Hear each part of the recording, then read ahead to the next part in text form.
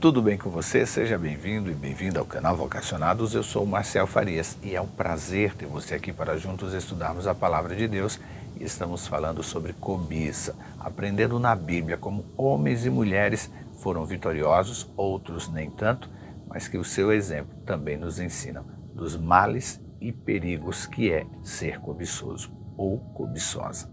Então vamos estudar hoje um pouquinho e os personagens do estudo de hoje são Barnabé, Ananias e Safira. O que aconteceu com estes três personagens que podem nos ensinar a sermos cada vez mais confiantes na palavra de Deus e ficarmos livres da cobiça. Para você que chegou aqui pela primeira vez no canal Vocacionados, aproveita para se inscrever, deixar o seu curtir, comentar e compartilhar. Isso faz uma diferença muito grande aqui para o canal, porque mais pessoas acabam conhecendo um pouco da palavra de Deus. Aproveita que você recebe aí um link pelo seu WhatsApp, compartilha com seus amigos nas redes sociais, no Telegram, no WhatsApp, também publica aí no seu Facebook. Fique à vontade para usar este link na divulgação da palavra de Deus. Eu quero dizer aqui que eu estou orando hoje pela Eni, mais uma vez, que pede pelos filhos. Também vou estar orando pela Eva, que é a minha mãe, e também tem uma internauta aqui no nosso canal que também se chama Eva, que está precisando da sua oração, e também pelo Amarildo. Amarildo é de Belém do Pará e pede oração por ele e suas duas filhas, ele que é viúvo. Eu vou estar orando por você, Amarildo, e também por suas filhas. Agora, para você que está aí, é só aguardar a vinheta e na sequência vamos juntos estudar a palavra de Deus.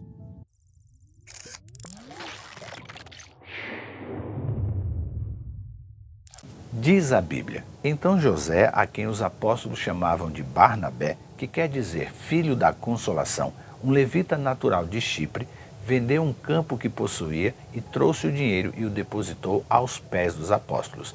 Atos 4, versículos 36 e 37. A igreja estava vivendo um momento sem precedentes em sua história. Seu começo, outrora tímido e feito às escondidas, sem nenhuma divulgação dos seus encontros, agora experimentava a intrepidez gerada pela ação do Deus Espírito Santo ao encher o coração da igreja com o seu poder. Depois do grande batismo com o Espírito Santo, descrito lá no livro de Atos capítulo 2, não havia força humana que impedisse o agir de Deus no coração do crente que desejasse ser usado na obra de espalhar o Evangelho da Esperança e, como consequência do agir de Deus em homens e mulheres dispostos a servi-los, mais de 3.000 pessoas se entregaram à força do Deus Espírito Santo logo após uma pregação de Pedro. Dentre estes homens e mulheres, destacamos José, a quem os apóstolos depois passaram a chamar de Barnabé, e o casal Ananias e Safira. O primeiro personagem recebe dos apóstolos um sobrenome que pode significar filho da consolação ou filho da exortação, dependendo da versão da Bíblia que você tem aí em mãos. Também é possível encontrar na Bíblia, na versão transformadora, afirmando que ele era o filho do encorajamento. E não é de admirar que logo após a sua decisão ser tomada, outros conversos também se sentiram estimulados a seguir o seu exemplo. É bem provável que este também tenha sido o caminho que tomou Ananias e Safira.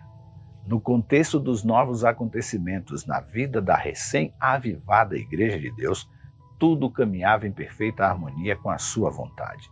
A Bíblia afirma que todos os que creram estavam unidos em coração e mente, não se consideravam donos dos seus bens e de modo que compartilhava tudo o que tinham.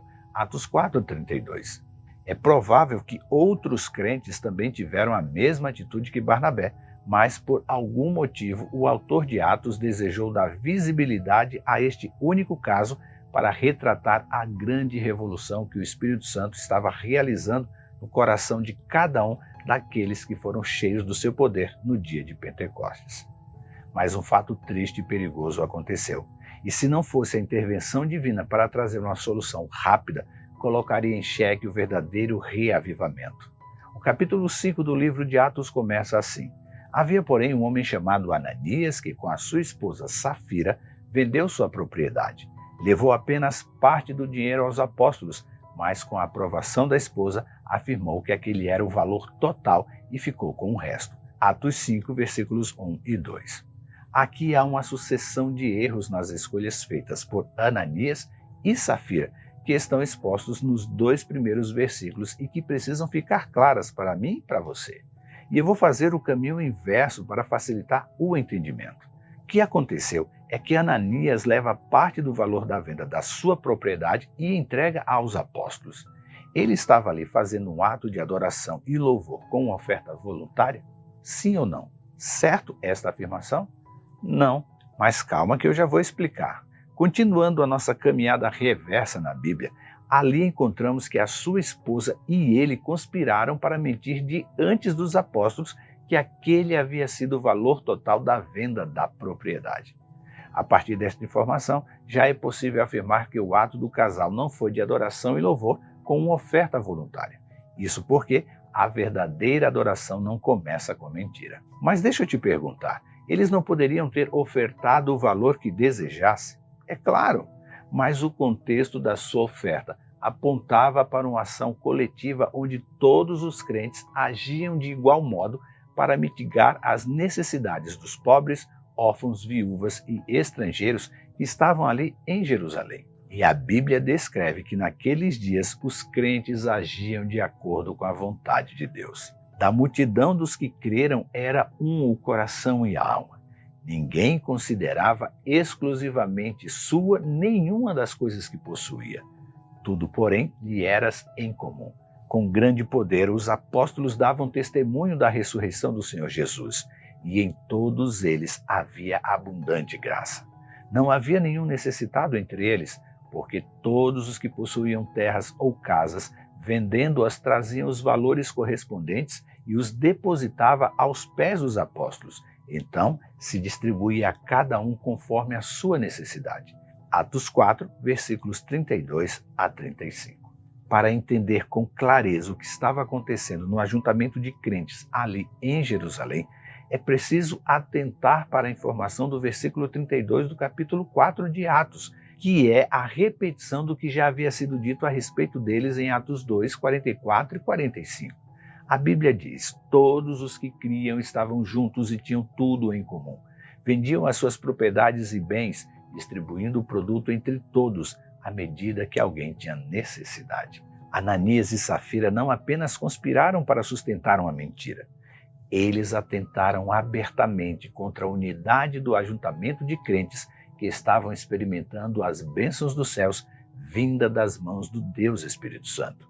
E de forma direta, mentiram para o mesmo Deus doador das bênçãos que eles vivenciaram depois do dia de Pentecostes. Você lembra da metáfora da maçã podre que eu utilizei aqui quando estudávamos sobre Acã? No caso de Ananias e Safira, eu creio que podemos comparar suas vidas a 2 laranjas podres no cesto, que seriam assim uma péssima influência que terminaria por impactar o avanço da Igreja de Deus no primeiro século, destruindo assim a unidade que estava nascendo na igreja. E assim, a mensagem de um Cristo ressurreto levaria muito mais tempo para chegar até os confins da terra. E naqueles dias, os crentes não só deveriam ser crentes, era preciso parecer crentes, homens e mulheres puros de mente, unidos pelo Espírito e com a chama do Evangelho da Salvação ardendo em seu coração. A história deste casal termina com eles sendo fulminados pelo poder do Deus Espírito Santo a quem eles desejavam enganar. Ao ser confrontado com o seu pecado, a cobiça, Ananias ouviu a severa repreensão de Pedro. Ananias, por que você deixou Satanás encher seu coração? Você mentiu para o Espírito Santo quando guardou parte do dinheiro para si. A propriedade era sua para vender ou não, como quisesse. E depois de vendê-la, o dinheiro também era seu para entregar ou não. Mas como você pôde fazer uma coisa dessas? Você não mentiu para nós, mas para Deus. Atos 5, versículos 3 e 4. E horas depois, foi a vez de Safira enfrentar as consequências do seu pecado de frente. Em seu caso, Deus instruiu Pedro para que conduzisse a repreensão para lhe dar a chance de arrependimento. Mas infelizmente, não foi o que aconteceu. Pedro lhe perguntou: foi este o valor que você e o seu marido receberam pelo terreno? E ela respondeu: sim, foi este o valor. Então Pedro disse: como vocês puderam conspirar para pôr à prova o Deus Espírito Santo?